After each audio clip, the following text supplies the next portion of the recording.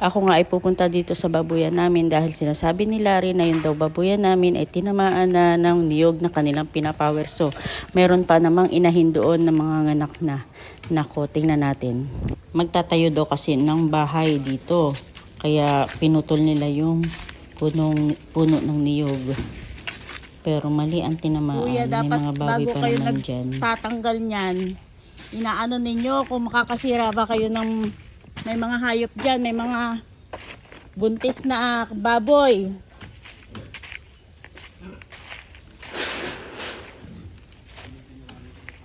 Dapat ay tinutulak ninyo papunta rito, hindi diyan.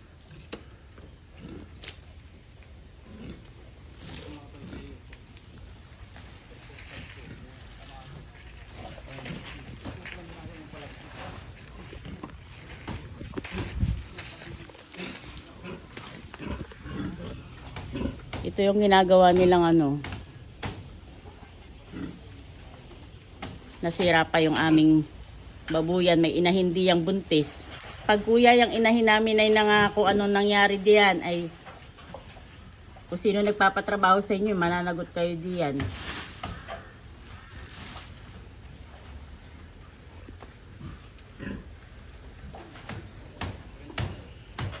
Dapat yan, bago kayo mag-power so, aalamin ninyo kung saan babagsak yung puno. Aabot ba diyan sa may mga hayop, may mga baboy.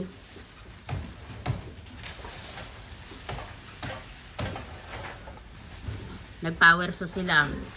Inabot yung babuya namin, oh. May inahin pa doon.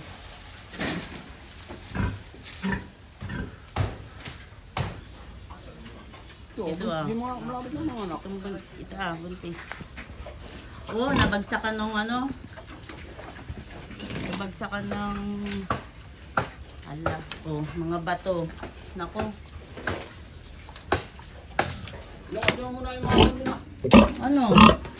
Nabagsakan siya ng bato. Ito yung buntis. Dapat bago kayo inaalam ninyo, hihilahin ninyo. Ang inaano ninyo, yung ginagawa ninyo na huwag masira ay.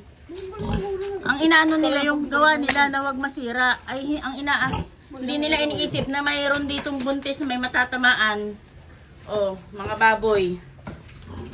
Mali ang trabaho ninyo iyan. Ayusin ninyo at may babagyo pa man din. 2 bagyo ang kasunod.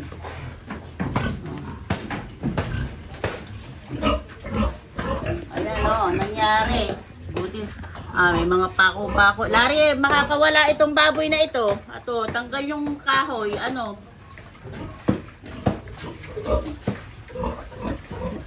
Boy! May mga pako na nakausnyaw, nakautnyaw,